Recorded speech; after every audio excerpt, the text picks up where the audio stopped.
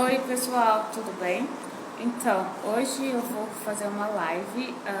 A ideia é começar com uma série de lives sobre um tema que eu acho que vocês vão gostar bastante, que é desenvolvimento infantil. Eu vou falar com base em um livro que eu recebi quando eu estava me preparando para ser au pair nos Estados Unidos. O livro que eu li e eu me preparei para ir para o intercâmbio do au pair é esse daqui, olha. Então, ele chama Ages and the Stages. Esse livro, ele é da Karen Miller. É um livro americano, tá, gente? Provavelmente a gente não encontra aqui no Brasil. Eu ganhei da minha agência quando eu ainda estava no processo para embarcar. Então, o tema que eu vou falar hoje vai ser sobre Basic Trust. E eu vou, a cada vídeo que eu fizer, vou trazer um tópico, um tema diferente para vocês, principalmente para as meninas que vão ser au pair. Então vamos lá. A ideia aqui é, eu vou ler um parágrafo, tá em inglês, eu vou ler em inglês e depois eu explico para vocês. Não vou traduzir o parágrafo, tá? Eu vou explicar o que ele está falando. É muito importante esse assunto de Basic Trust. Basic Trust quer dizer confiança básica. Aquelas primeiras confianças que a gente começa a ganhar ainda quando criança. A confiança que vem da fase infantil, né? Da época de criança. Então eu vou ler aqui. Basic trust develops as the child learns that her needs will be met. Ou seja, as confianças básicas, ela se desenvolve conforme a criança aprende que as necessidades dela vão ser atendidas. Então, conforme a criança vai crescendo, vai percebendo que ela tem a necessidade dela sendo atendida, automaticamente a basic trust dela, ou seja, a confiança básica, vai aumentando, vai se desenvolvendo junto com a criança. She learns this by a hint of distress and relief. A criança aprende basic trust, confiança básica, através do estresse e do alívio daquele estresse. Então, a criança ela vai ter um ritmo de expressar o estresse por causa de uma determinada situação e, consequentemente, ela vai ter um alívio, vai sentir um alívio. Como? Por quê? O que eu estou falando? Calma que vocês vão entender. The child feels the distress of hunger and the cries. Então, a criança sente um estresse de comida, de fome e chora. Então, a criança, quando ela está com fome, o que ela vai fazer? A criança que eu quero dizer é bebê, tá? Todo esse tema é sobre bebê. Então, o bebê, ele sente fome. Se ele está com fome, ele não fala. Como que ele vai identificar a fome dele? Ele vai anunciar a fome dele através do choro. Então, a criança sente o estresse de fome e chora. The mother or caregiver hears the cry, comes and picks up the baby and feeds her. Ou seja, a mãe ou a babá, caregiver, o texto está tratando o babá como caregiver. Eles não falam sobre au pair, não falam sobre babysit. Eles usam o vocabulário caregiver. Então, the mother or caregiver hears the cry, comes and picks up the baby and feeds her.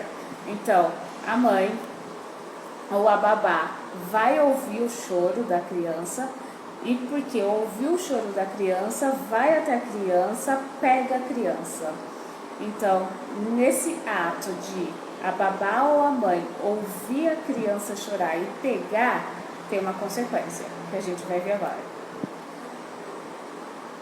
The distress is relieved, ou seja, esse ato da mãe ou a babá pegar a criança quando ela está chorando, ela tem uma sensação de alívio, a criança. This pattern is repeated and consistent, ou seja, isso acaba virando uma rotina. A criança chora por algum motivo. Alguém vai lá e busca ela, pega ela e a criança se acalma. A criança começa a perceber, porque isso vira uma rotina. Chorou, aquela coisa que estava incomodando ela passou. Então ela sabe que a forma de passar a necessidade dela, de resolver a necessidade dela, é chorando. Então isso vai fazendo com que aumente a confiança nela, a basic trust, que eu estava falando desde o começo. Então, when a child learns she can trust mother and a caregiver to relieve her stress, the trust grows into a feeling of security and a later confidence to try new things. Então, quando a criança ela aprende, depois dessa rotina, de ter praticado essa rotina, chorou, alguém buscou ela, pegou ela no colo, trocou ela, alimentou ela, deu um banho nela, a criança percebe que aquilo foi resolvido, o que estava incomodando ela foi resolvido. Então, essa rotina, esse movimento faz com que a criança comece a ganhar confiança naquela pessoa que está cuidando dela, a mãe ou a babá, entende? Então, quando a criança aprende isso, ela ganha confiança, ela ganha segurança. E depois, mais pra frente, ela ganha confidência. Olha só que importante. Ela ganha confidência em tentar experimentar novas coisas. Então, quando ela é bebê, é assim que ela vai começar a desenvolver a confidência, a autoconfiança, né? Ou confiança em alguém. Ela vai experimentando através, não fala, então ela vai chorar, alguém vai buscar ela, vai pegar ela no colo, vai resolver o problema dela. Isso vai se repetindo, então ela vai vendo que aquela situação funciona. Olha, eu choro, eu tenho minha fralda trocada, eu choro, vem uma mamadeira, eu choro, eu tenho banho, entende? Então, isso vai fazer com que ela perceba que os problemas dela são resolvidos. Isso ela vai ganhando confiança na pessoa. Ela ganhando confiança na pessoa que está cuidando dela, a mãe, babá, seja a pessoa que for, vai fazer com que ela desenvolva um sentimento de segurança. Então, esse sentimento de segurança mais tarde, na fase de criança mesmo, na fase de adolescente, adulto, vai trazer para ela uma confiança, autoconfiança e confiança nas pessoas. Confiança em experimentar novas coisas, em explorar coisas desconhecidas, vamos dizer assim. The concept of basic trust is one good reason, among many others. The babies should be on a demand schedule rather than a schedule contrived for the convenience of the adult. Isso daqui é importante. Eu não sei porquê, mas eu não sei se vocês já ouviram falar sobre isso. E, gente, tudo que eu tô falando aqui tá tudo baseado nesse livro, tá? Então, esse livro é um livro que eu recebi quando eu estava nos Estados Unidos, quando eu era au pair. Ele foi escrito por essa moça, por essa psicóloga. Então, quando eu me preparei para o intercâmbio, eu li esse livro. E, assim, eu não sou psicóloga, então eu não tenho nenhuma autoridade para falar. Eu estou passando para vocês o que o livro está falando. Mas, olha só que interessante. Eu não sei vocês, mas eu sempre ouvi que a criança tem que ter rotina. O bebê, ele tem que ter rotina, desde sempre. Só que aí, a rotina que a gente entende, e o livro vai começar a discutir isso agora, é uma rotina para favorecer os adultos. Então, eu não vou deixar meu filho dormir muito tempo, porque à noite ele não vai dormir. Imagina. Então, a gente monta uma rotina na criança, no bebê, baseando-se em nós. Só que aqui o livro, ele fala que não, a gente não pode fazer isso. A rotina tem que ser baseada na própria criança, tem que ser baseada no corpo, na necessidade da criança e não na necessidade dos adultos. Então eu vou ler aqui para vocês e já explico. Então, the concept of basic trust is one good reason. Among many others, the baby should be on a demand schedule, they rather than a schedule contrived for the convenience of adults. The child should sleep, be fed, diapered, cuddled, and played with according to the child's own inner schedule. Ou seja, é o que eu estava falando. A criança deveria dormir, ser alimentada, a fralda trocada, ter tempo para brincar, de acordo com a rotina da própria criança e não dos adultos. The caregiver must tune in to the baby signal and know the baby well enough to make accurate guesses about what the child needs, so she can respond appropriately. Então, o que eles estão falando aqui é a babá, caregiver, ela precisa também estar atenta para as necessidades da criança, do bebê. Mas como é estar atenta para a necessidade do bebê? Não é estar atenta, ele fez xixi, fez cocô, já faz horas que não come. Não é isso.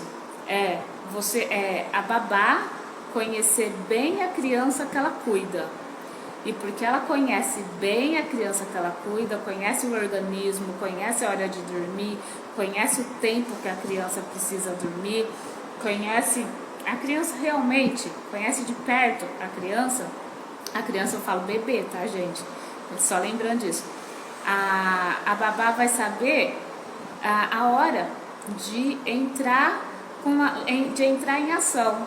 Ou seja, aqui a gente tem mais ou menos a ideia, vamos trocar fralda de 3 em 3 horas. Ótimo, muito bom, principalmente porque o Brasil é um país quente, a fralda ela assa, mas é bom. Mas e a criança? Precisa ter uma fralda trocada de 3 em 3 horas? Entende? Então é isso. Às vezes a gente vai trocar a fralda da criança e não tem nada, tá seca, entende?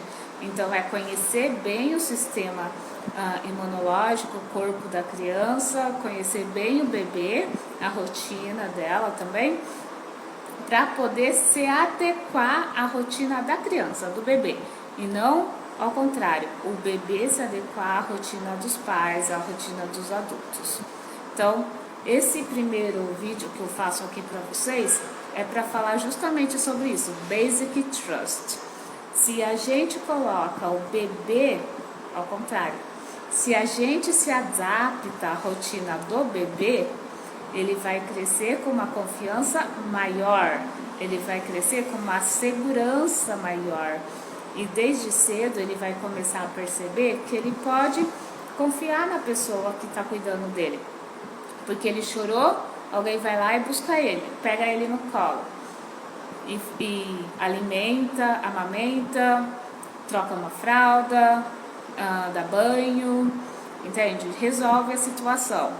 Então, essas pequenas coisas são coisas que têm impacto lá na frente. São coisas que lá na frente a criança, se não for respeitado, lá na frente a criança pode ter problemas de confiança. Então, não só isso, claro, deve ter várias outras coisas, mas isso é uma pontinha, né, das coisas que a gente pode fazer para contribuir com o futuro das host kids, das crianças que a gente cuida nos Estados Unidos ou mesmo aqui no Brasil. Beleza? Olha só, o próximo tema vai ser touch. Touch é toque nas crianças. É bom ou não tocar nas crianças? Por que tocar nas crianças? Por que não tocar nas crianças? e como tocar. Então fica ligado nas minhas lives. Eu vou fazer live esporadicamente, não vou colocar dias e horários, tá bom? Obrigada, pessoal, pela participação. E é isso, até mais.